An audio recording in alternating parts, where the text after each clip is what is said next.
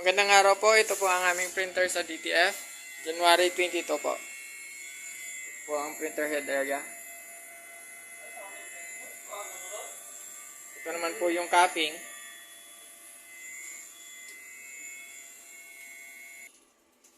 Heat clean.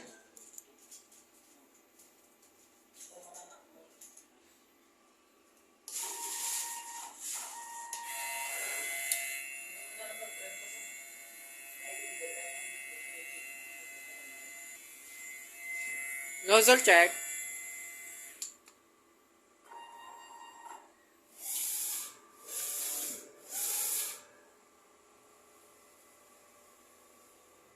Yan naman po ang output ng aking nozzle check. Ito naman po ang aking consumables. Ayan po. Ito naman po ang aking ink tank area. Tama lang po ang ink level nila. Ito naman po ang waste tank.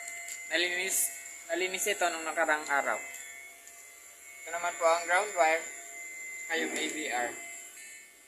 Ito naman po ang aking printer daily checklist.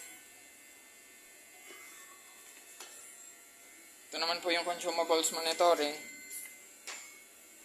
And ito naman po yung printer production log. Yun lang po. Maraming salamat.